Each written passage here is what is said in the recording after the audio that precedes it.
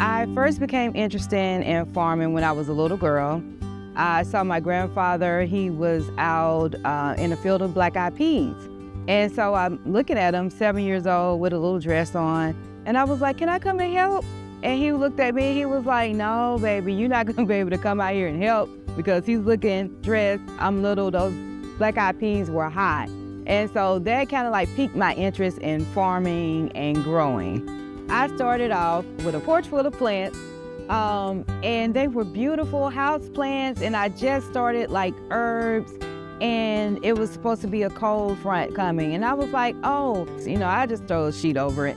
And I got up the next morning, all my babies were dead, they were gone. I was heartbroken. And so not too long after that, at my son's school, Fall Hamilton, there was Nashville Food Project that came. I remember when I was like in elementary school, there was like a community garden that she was a part of, and after school we would go down there, and I would help her a little bit, but I never knew like her true intent with going down there, every day after school. I think she blossomed as a character and as a person through this whole journey and experience building her business. And I was like, oh, maybe I can redeem myself. And I also wanted to grow my own food just so we could be healthier. And so that kind of began my official hands in the soil journey. So I started at Wedgwood, and it was a plot, did that, and then went to transition over to a bigger garden where I had more land.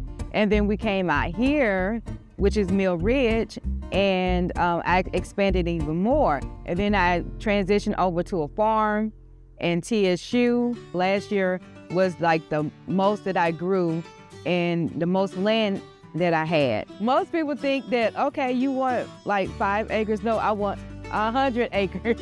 Like I want land, but not just for myself. I want it for my generation, to come. I want Zysis Garden to not only be a place where you can, where food is grown and, is shared with the community. I also want it to be a healing place. Of course, I want to service the community, but I also want to continue to sell my produce, to be able to continue to take them to nonprofit organizations and expand. So New Farmers Academy, I was able to learn a lot on the business side. As farmers, we typically love growing, but again, you have to put food on your table. Tennessee New Farm Academy, where we started the program back in 2019 as a means to have an educational program for a lot of the new and beginning farmers that we were starting to see come into Tennessee and call in our extension office trying to find out the different resources available for new and beginning farmers. And so Tennessee New Farm Academy was born. The New Farmers Academy was great in providing information about, the business side of farming. And also we did some technical side. And through that, I was able to get 2 years of land from TSU. It's a 7-month program where you have an opportunity to enroll and learn about the different resources available for new and beginning farmers across the state. We bring in USDA agencies, we bring in state agencies, extension service, and we talk about topics as it relates to beekeeping, vegetable production, soils, equipment, irrigation, and just kind of the who's who of agriculture to introduce resources that's available, because there's a lot of resources available. So if you're not in the agriculture arena, you have no clue what's available. I became a licensed nursery in 2021. I had like plants on my back porch and a little setup in my house because I sell house plants as well. And so I applied and they came and I got the license to become a nursery. My farm is named Zysis Garden because initially I named it Ollie's Garden, which was after my grandfather who influenced me. He was an influencer before his time. And later I was like Bridget's Garden. I was like, no, that's just too plain. I wanted something to be able to always remember my babies. And Isis is my baby. She's my heavenly baby. And Zion is my son that is here now. So I combined their name, Zion and Isis, and I came up with Zysis. When I grow, these seeds, whether they are carried off by a bird, by the wind, or they drop in the ground and the volunteer plant to somebody else next year, Zysis Garden will always be around for a very, very long time.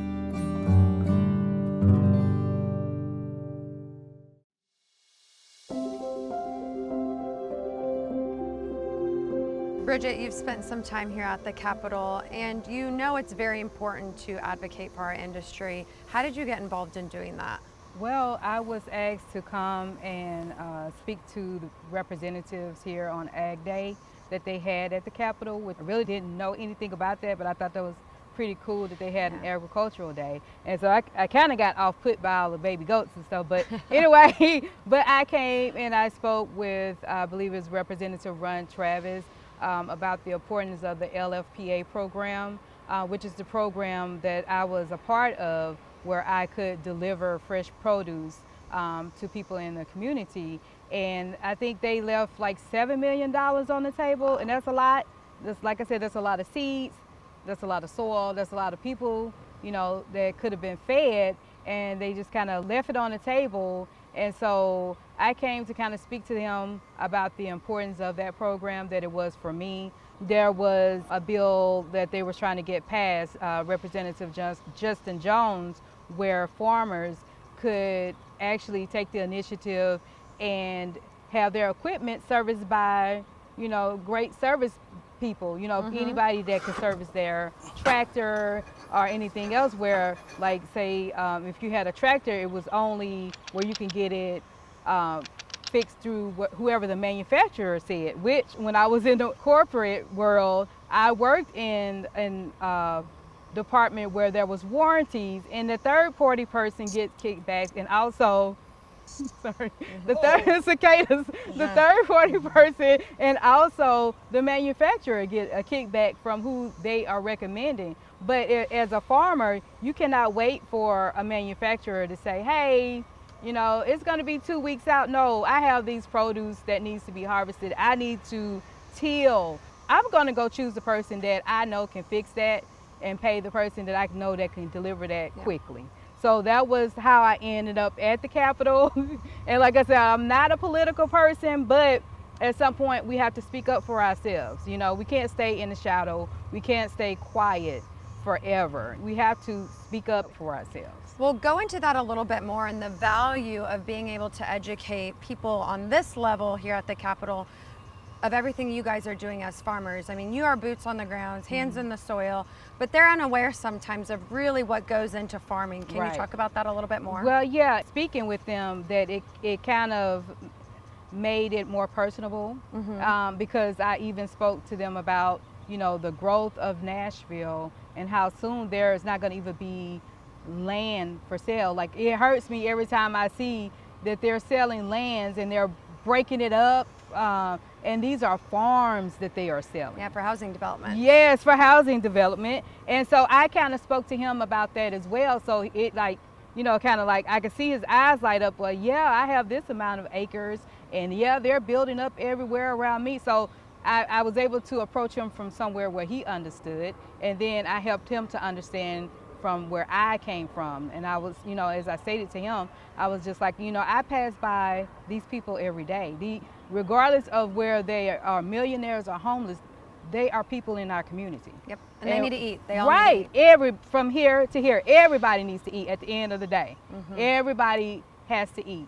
Lastly, just looking up at the Capitol, the steps, you as a little girl, did you ever see yourself kind of having this role or platform or being able to step on those steps and make, you know, a difference? No, okay, I was a Pippi Longstocking fan. So I was always like, okay, you know, I never see myself doing this, but I never not seeing myself capable of doing that, if that makes sense.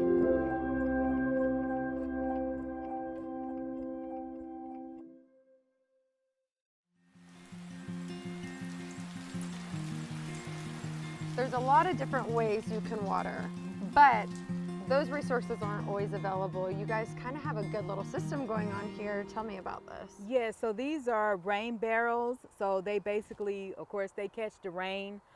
This system is available where it will catch everything and deliver it to the rain barrel, which instead of the rain coming directly down into the rain barrel. the way that is situated is that it creates a funnel, and with that funnel it's easier to capture more rain than to have the rain directly come into the rain barrel. And so as it rains, it helps conserve, you know, water for us. Yes. And so that, which is a great thing. And for me, I think the rainwater, it has more nutrients in it than tap water or, you know, city water. So we are able to come here to capture the water and be able to water our plants with it. So we will just bring a pitcher or, you know, a container, and we will just open this up and just, and the water flows, the rain flows like that, the rainwater. And you guys have a few different ones on the property, so you're able to capture as much as you can with what you have. Exactly. So there are several rain barrels set up in different areas, so everyone will have access to the rain barrels. Like, you don't have to walk so far away. They're situated where each gardener or farmer don't have to walk far to access the rain barrels. And it's been raining a lot, so it's capturing a lot. Yeah, just like today. Yeah. That's why we're just never like that today. mad about the rain. That's exactly, right. exactly. So I really like the rain barrel water because, again, it provides more nutrients than your standard water. Yeah, and it's a good way to just recycle and be resourceful. Exactly. I want Zysis Garden to not only be a place where you can, you know, where food is grown and, you know, is shared with the community. I also want it to be a healing place where, if, you know, like, I know what growing food did for me. It was therapeutic, it was therapy. And I want Zysis Garden to be a place where if you want to grow and, you know, that therapy is in the soil and it's helping you work through things, I want to have a section reserved for people to be able to do that. If people like me, you know, don't have access to land, I want to have plots available for them to be able to come and grow and experience, because I don't think that not having land shouldn't be a reason for you not to grow. You know, that shouldn't stop you. I haven't let it stop me. For someone that's just like, I'm done, I can't take it anymore, I don't want to do it no more. Baby, come here, just sit in the flowers. Just sit, look at nature. Growing don't have to be hard. It can be fun, it can be exciting. You know, it can give right back to you as you give to it.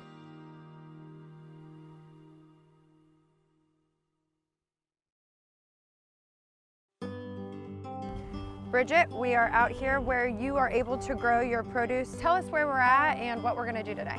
We are at Mill Ridge Community Farms in Nashville, Tennessee. And today we are tilling. I know you gave me these trusty little gloves, so I'm going to help you. I've never tilled before. It's okay. So you're going to have to kind of walk me through this and teach me the ropes. Yes, no problem. No okay, problem. Let's get to it. And I'll kind of just follow your lead if that's okay. What we're going to do is just go through the rows right here. Like, you can start like right there. And yeah, and just pull those up just like that. And so you always want to make sure that you, again, have these pulled up or not in your garden, your farm, wherever you're growing, because, again, they prevent nutrients from entering the rest of your plants, the plants that you actually want to eat. And how long have you been farming and gardening out here? Out here, I have been growing, I think, about maybe 5 or 6 years. A total of about 9 years, I think I have been with the gardens at the Nashville Food Project. And this space, each person who gardens out here farms any kind of produce, they have their own plots? Yes, everybody has their own space, their own plot where they can grow, you know, whatever they want to grow. Except for the illegal stuff, you know. Yeah, we don't want to go any of that. Yeah. My end goal is to have my own farm and my own land, but I like also being part of community garden because you can look and see what other people grow, how they are growing. You can share with them, especially if it's something that you haven't had before. Like, a lot of the things that I grow now is because my neighbors have grown them, and I'm like, oh, that's different, I like that.